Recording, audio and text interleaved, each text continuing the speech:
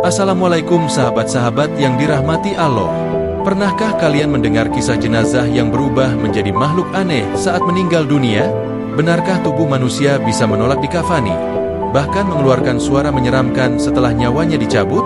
Dan apa sebenarnya penyebab dari semua ini? Apakah hanya karena dosa besar? Atau karena satu kesombongan terhadap agama? Sebelum kita mulai, bagi yang beragama Islam, saya sarankan untuk menuliskan sholawat untuk Nabi Muhammad agar kelak sholawat ini menjadi saksi untuk mendapat syafaat di akhirat. Like dan subscribe ke channel ini sangat membantu menyebarkan dakwah Islam dan menjadi amal jariah. Baik, mari langsung saja kita dengarkan kisahnya. Desa Cibening adalah sebuah kampung yang tenang. Diapit sawah dan hutan kecil, masyarakat di sana hidup dengan sederhana dan menjunjung tinggi nilai agama. Anak-anak bersekolah di madrasah, para orang tua rajin menghadiri pengajian. Dan di antara mereka, dulu, ada seorang tokoh yang sangat disegani, Pak Zahran. Pak Zahran dikenal sebagai guru ngaji dan pemuka agama. Suaranya lantang saat mengajar di musola. Banyak anak yang hafal surat pendek karena beliau. Tapi semua berubah ketika ia kembali dari kota setelah beberapa tahun menghilang. Orang-orang menaruh harapan. Mereka pikir Pak Zahran pulang membawa ilmu baru atau pengalaman dakwah. Namun yang datang bukan lagi ustadz seperti dulu. Wajahnya keras, sorot matanya tajam, dan kata-katanya kasar. Ia mulai jarang terlihat di masjid. Bahkan sering kedapatan duduk sendiri di teras rumah sambil merokok dan memutar musik keras-keras. Suatu hari, ia duduk di warung kopi dan berkata lantang, "Orang sholat itu hanya ikut-ikutan. Jilbab hanya budaya, bukan aturan agama. Zakat, cara halus orang malas minta duit."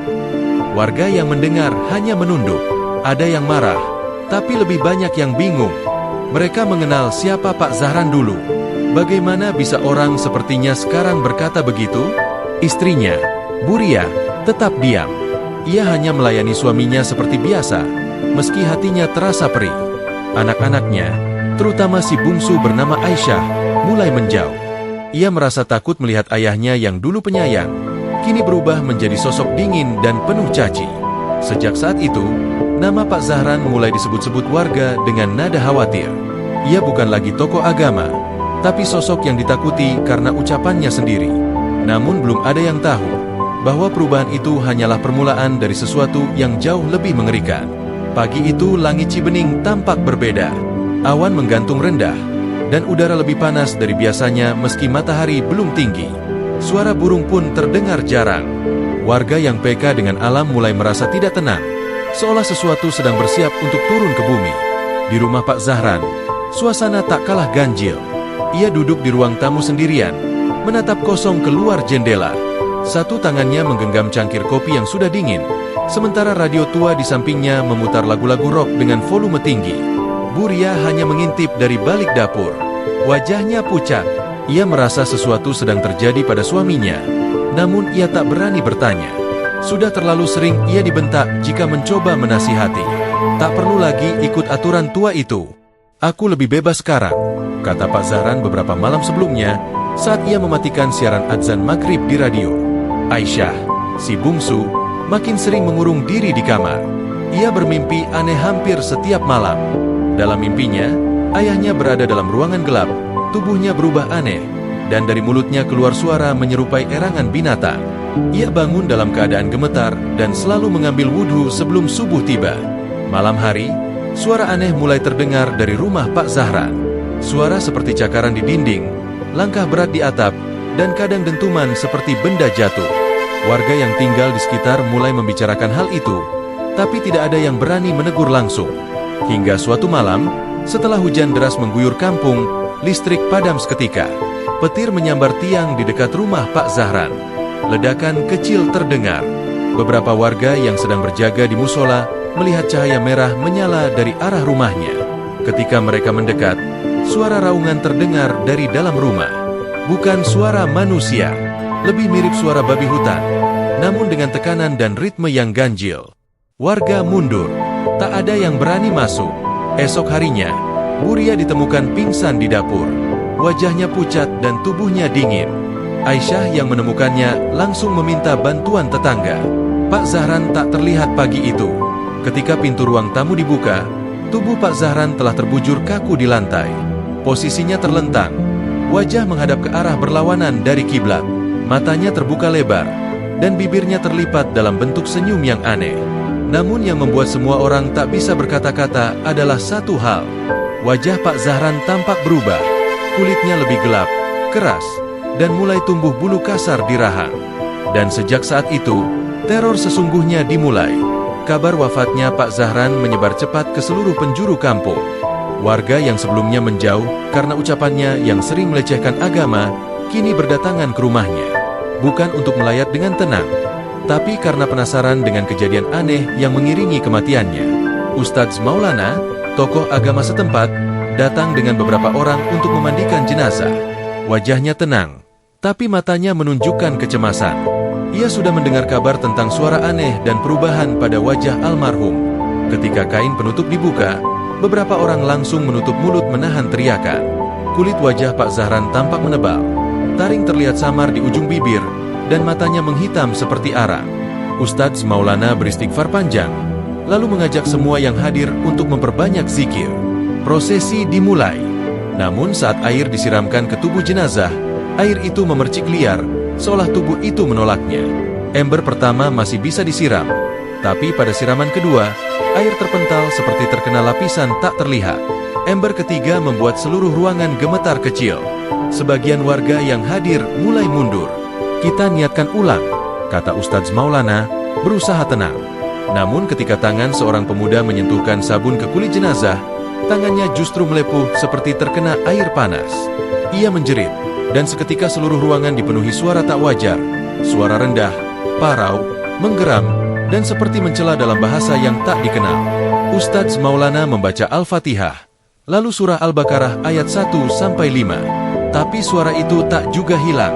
Bahkan kain kafan yang disiapkan tiba-tiba robek sebelum sempat menyentuh tubuh jenazah. 3 kali kain baru dibawa masuk, 3 kali pula kain itu robek secara misterius. Ini bukan jenazah biasa, bisik salah seorang tetua kampung. Aisyah yang sejak tadi hanya duduk memeluk Al-Quran kecilnya, mulai menangis keras. Ia tak sanggup melihat ayahnya seperti itu. Buria, ibunya, masih dalam keadaan lemas dan tidak sepenuhnya sadar. Keputusan cepat harus diambil. Atas arahan Ustadz Maulana, tubuh jenazah ditutupi kembali dan proses dimandikan dihentikan. Malam itu, rumah Pak Zahran dijaga warga dan suasana mencekam meliputi seluruh kampung. Tidak ada yang bisa tidur dengan tenang. Dan di tengah malam, terdengar lagi suara dari dalam rumah itu. Bukan suara manusia, tapi suara yang lebih dekat kepada seekor babi, disertai derit kayu dan langkah berat mengelilingi ruangan. Semua yang berjaga hanya bisa berzikir dalam diam. Pagi itu, langit tertutup awan tebal. Suasana masih muram setelah malam panjang yang diliputi ketakutan. Warga kampung berkumpul di musola, membahas apa yang harus dilakukan terhadap jenazah Pak Zahran yang tak kunjung bisa dimandikan. Banyak yang sudah tidak sanggup lagi mendekat ke rumah itu, terutama setelah suara-suara aneh terdengar sepanjang malam. Ustadz Maulana kemudian memanggil seorang ulama sepuh dari kota, Kiai Ridwan. Beliau dikenal luas karena ilmunya yang dalam dan pengalamannya menghadapi kejadian-kejadian ganjil. Siang itu, beliau datang dengan rombongan kecil, membawa tasbih, mushaf, dan wajah yang penuh keteguhan. Setibanya di rumah, Kiai Ridwan meminta agar hanya orang-orang tertentu yang masuk ke dalam ruangan jenazah. Ia duduk di samping tubuh Pak Zahran, membuka kain penutup dengan pelan, lalu beristighfar dalam-dalam. Yang terlihat di hadapannya membuat semua orang yang menyaksikan tak sanggup menahan air mata dan rasa takut. Wajah Pak Zahran tak lagi seperti manusia. Kulitnya dipenuhi bulu kasar, taring makin jelas, dan bentuk kepalanya memanjang seperti moncong hewan. Aroma busuk menyengat menusuk hidung. Innalillahi wa inna ilaihi roji'un, bisik Kiai Ridwan. Inilah akibat dari kesombongan terhadap syariat Allah. Beliau lalu berdiri, menutup kembali jenazah, dan mengajak seluruh hadirin untuk duduk dalam zikir bersama. Suasana menjadi hening, hanya terdengar suara sholawat dan ayat-ayat suci yang dilantunkan bergantian. Setelah zikir selesai, Kiai Ridwan berbicara dengan suara tenang namun penuh makna. Kita tidak akan bisa memperlakukan jenazah ini seperti jenazah biasa. Hanya rahmat dan ampunan Allah yang dapat mengangkat kehinaan ini. Kita harus menunduk dan memohon ampun, bukan mencela, tapi mengambil pelajaran. Para tetua kampung dan tokoh masyarakat akhirnya sepakat jenazah akan dikuburkan secara khusus, tanpa dimandikan dan tanpa dikafani seperti biasa. Sebagai gantinya, mereka akan membaca Al-Quran dan memohonkan ampunan secara berjamaah selama 3 hari berturut-turut. Malam harinya, jenazah Pak Zahran dibawa dengan mobil tertutup menuju lahan kosong di pinggir desa, dekat hutan bambu. Hanya beberapa orang yang ikut serta. Di sana, liang telah disiapkan. Tubuh Pak Zahran diturunkan perlahan dalam kondisi ditutupi terpal dan tanah mulai ditimbun. Tidak ada suara isak, tidak ada upacara. Hanya doa lirih dan zikir yang menemani penguburan itu. Begitu tanah diratakan, tiba-tiba angin kencang berhembus, dan suara pekikan terdengar dari kejauhan. Suara itu seperti jeritan binatang, panjang dan menyayat, yang membuat bulu kuduk seluruh rombongan berdiri. Kiai Ridwan hanya berkata pelan, "Semoga Allah menerima taubat siapa saja yang melihat kejadian ini dan menjadikannya sebagai peringatan." Malam itu, kampung menjadi lebih tenang. Tapi kenangan akan wujud terakhir Pak Zahran tidak akan mudah dilupakan. Hari-hari setelah pemakaman Pak Zahran, kampung Sukasari mulai kembali tenang. Namun tidak sepenuhnya damai. Di balik dinding rumah, bisik-bisik warga masih membicarakan kejadian jenazah yang berubah wujud. Cerita itu menyebar ke desa-desa sekitar, menjadi kisah yang menyayat sekaligus mengejutkan banyak hati. Sementara itu, rumah Pak Zahran tertutup rapat. Aisyah dan ibunya masih tinggal di sana. Ibunya lebih banyak berdiam diri. Tubuhnya semakin kurus dan langkahnya lemah. Aisyah, gadis yang dulu ceria, kini berubah menjadi pendiam. Namun dalam diamnya, ia mulai menata niat untuk memperbaiki segalanya. Beberapa hari kemudian, seorang pria parubaya datang ke rumah mereka. Namanya Pak Ramli. Ia membawa map coklat berisi tumpukan dokumen. Dengan raut wajah tegas, ia berkata kepada Aisyah, "Saya dulu rekan kerja ayahmu. Tapi saya tidak bisa menyimpan semua ini lebih lama. Sudah terlalu lama kebenaran dikubur." Ia menyerahkan dokumen itu kepada Aisyah. Setelah dibuka, mata Aisyah membesar. Ia menemukan bukti bahwa ayahnya selama ini terlibat dalam korupsi dana masjid, manipulasi proposal bantuan pesantren, dan pemalsuan laporan keuangan ke pemerintah daerah. Tidak hanya itu, ditemukan juga sertifikat rumah mewah atas nama orang lain, yang ternyata merupakan aset hasil penipuan dari donatur. Aisyah menahan napas, menunduk, dan menangis dalam diam. Dunia yang ia kenal runtuh di hadapannya. Sosok ayah yang dulu ia banggakan, ternyata menyimpan begitu banyak keburukan yang tak ia ketahui. Keesokan harinya, Aisyah menemui Ustadz Maulana dan Kiai Ridwan di musola. Ia membawa semua dokumen itu, lalu berkata, "Ustadz, Kiai, saya tidak ingin warisan ini menjadi beban di akhirat. Jika ini harta haram, maka saya serahkan semuanya untuk dikembalikan atau dimanfaatkan demi kebaikan." Kiai Ridwan menatap Aisyah lama, lalu berkata dengan lembut, "Anakku, engkau sedang menebus kehinaan dengan cahaya. Engkau bukan pewaris dosa, tapi engkau telah memilih jalan taubat dan kemuliaan." Mulai saat itu, Aisyah mengubah seluruh hidupnya. Ia menjual rumah mewah warisan ayahnya, lalu menyumbangkannya ke pesantren yang dulu ditipu. Ia tinggal di rumah kecil bersama ibunya, hidup sederhana dan penuh syukur. Waktu berlalu, dan Aisyah menjadi pribadi yang banyak disegani. Ia mengajar anak-anak mengaji, membantu warga fakir, dan aktif di majelis ilmu. Warga yang dulu takut menyentuh cerita tentang ayahnya, kini melihat cahaya terang di dalam diri Aisyah. Bahkan anak-anak kecil kini mengenalnya sebagai Ustadzah Aisyah, wanita yang lembut, kuat, dan sabar. Semua orang sadar bahwa meskipun seseorang mewarisi aib, ia masih bisa memilih jalan yang penuh cahaya. Dan meski dosa seorang ayah begitu gelap, anak yang soleh bisa menjadi penerang yang menghapus kelam itu. Dan sejak saat itu, warga kampung tak lagi sekadar menceritakan kisah jenazah yang menjadi babi, tapi mereka juga membagikan kisah seorang anak yang mengubah warisan kehinaan menjadi sumber hidayah. Saudaraku yang dirahmati Allah, kisah ini bukan sekadar cerita, tapi cerminan nyata bahwa akhir hidup seseorang bisa menjadi pengingat bagi kita semua. Tidak peduli seberapa tinggi kedudukan seseorang di mata manusia, jika ia mengkhianati syariat dan sombong terhadap perintah Allah, maka kehinaan bisa menjadi akhir perjalanannya. Perubahan jasad menjadi makhluk najis seperti babi bukan hanya kejadian luar biasa, tetapi juga peringatan keras bahwa dosa, terutama yang berkaitan dengan penghinaan terhadap agama, bukanlah hal sepele. Kisah ini bukan untuk menakut-nakuti, melainkan untuk menyadarkan. Ia menjadi pelajaran bahwa setiap amal akan kembali pada pelakunya, dan Allah tidak akan pernah lalai dari keadilannya. Dari kisah ini, kita bisa memetik sejumlah hikmah penting yang patut direnungkan bersama. 1. Kesombongan terhadap syariat adalah awal dari kehancuran.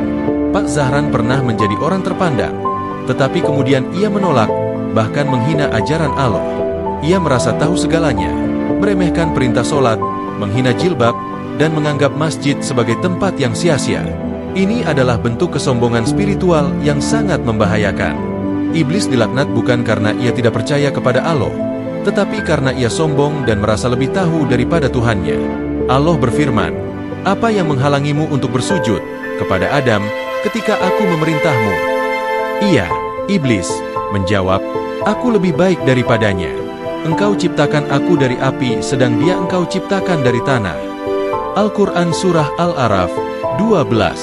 Kesombongan seperti ini menutup pintu hidayah dan membuka jalan kepada kehinaan dunia serta azab akhirat. Allah berfirman, "Sesungguhnya orang-orang yang memperdebatkan ayat-ayat Allah tanpa alasan yang sampai kepada mereka, dalam dada mereka tidak lain hanyalah kesombongan yang mereka sekali-kali tidak akan mencapainya. Maka mintalah perlindungan kepada Allah. Sesungguhnya dialah yang maha mendengar lagi maha melihat." Al-Quran Surah Ghafir 56. 2. Iman harus dijaga. Hati yang dibiarkan bisa menjadi gelap. Pak Zahran pernah menjadi tokoh agama, tapi keimanannya tak dijaga. Sedikit demi sedikit, hatinya dirasuki dunia, hingga kebenaran yang dulu ia ajarkan pun ia permainkan. Hati ibarat bejana. Jika tidak diisi dengan zikir, akan terisi oleh syahwat. Jika tidak dijaga, ia mudah dibolak-balik. Wahai orang-orang yang beriman, bertakwalah kepada Allah dengan sebenar-benar takwa kepadanya, dan janganlah kamu mati kecuali dalam keadaan sebagai muslim. Al-Quran Surah Ali Imran 102. Rasulullah Shallallahu Alaihi Wasallam bersabda, "Sesungguhnya dalam tubuh manusia terdapat segumpal daging. Jika ia baik, maka baiklah seluruh tubuh. Jika ia rusak, maka rusaklah seluruh tubuh. Ketahuilah, itu adalah hati." Hadis riwayat Bukhari dan Muslim. 3. Dosa yang ditutupi di dunia akan dibongkar oleh Allah jika tak ada taubat.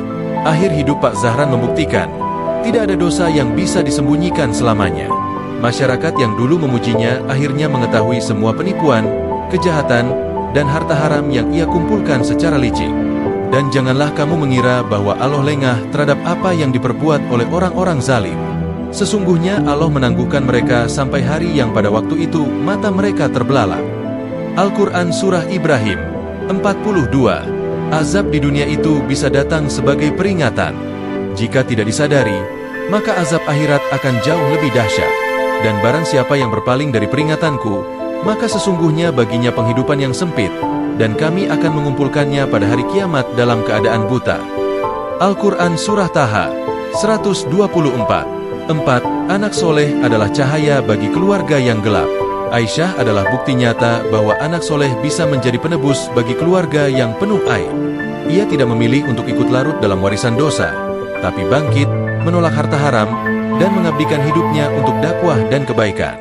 Dan orang-orang yang beriman, dan anak cucu mereka mengikuti mereka dalam keimanan, kami hubungkan keturunan mereka dengan mereka, dan kami tidak mengurangi sedikit pun dari pahala amal mereka. Al-Quran Surah At-Tur 21. Rasulullah Shallallahu Alaihi Wasallam bersabda, "Jika anak Adam mati, maka terputuslah amalnya kecuali 3 hal: sedekah jariah, ilmu yang bermanfaat, atau anak soleh yang mendoakannya." Hadis riwayat Muslim. Seorang anak tidak mewarisi dosa ayahnya, tapi ia bisa memilih meneruskan keburukan atau menghapusnya dengan amal. 5. Taubat adalah jalan pulang yang tidak pernah tertutup.